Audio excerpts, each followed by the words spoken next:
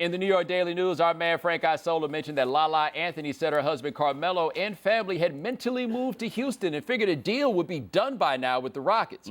Bright side for Melo. Sounds like Lala's going with him. Downside, having a no-trade clause doesn't mean the Knicks have to trade him to Houston, the only place he wants to play. But the Blazers are interested. They aren't so bad. Oregon has great laws, and a trade there would get him out of New York. Pablo, should Melo be willing to go northwest? He should.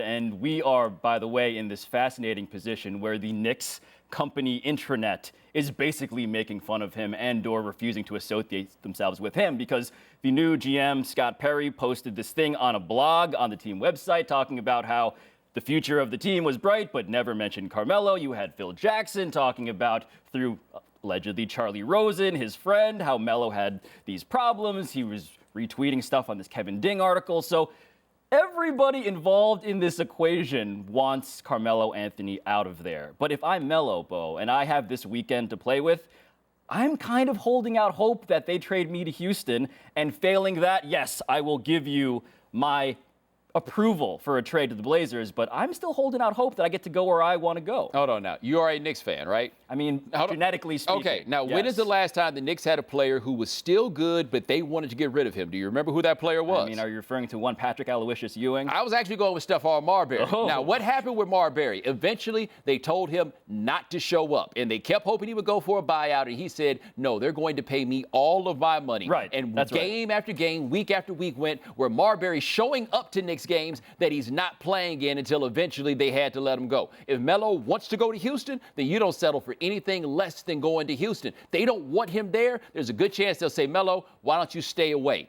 And at that point, you just stay at the house. Like, if he really wants to get to Houston that bad, he can get to Houston because it's worse for the Knicks to have him, and they're just going to have to deal with the fact that, yes, this guy has some say so and can dictate where it is that he wants to go. But if Melo goes to Portland, they're not a championship contender. If he goes to Houston, they are a championship contender, and if that's what he wants, then you hold out until they send him there. Or you let him bring you in, and then you make life hard for everybody. Do it like Andrew Bynum did. Remember, he was shooting every time he got the ball in practice, even at half court.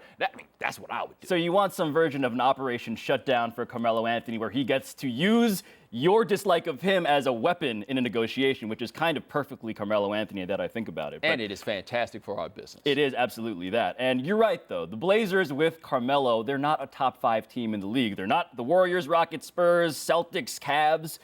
Maybe they're right there. Maybe they're the 6th best team in the league, but that's not nearly enough. Are they even there? Maybe. Are they even there? You're going to put the Thunder above them? You're going to put, I think top 6 is reasonable, but top 5 seems unreasonable. I'm not sure they are top 5 in the West. I'll tell you what they will be doing, putting up shots. Absolutely. With Lillard, McCollum, and him, right? And that's not a knock on any of them, but that's everybody there. What is your thing I do? I fill it up. By the way, speaking of filling it up, the Knicks have Michael Beasley now. So guess what, Carmelo? We don't need you because I saw Michael Beasley on the street wearing a wristwatch on his ankle. But in other NBA news. That was that picture. That was him.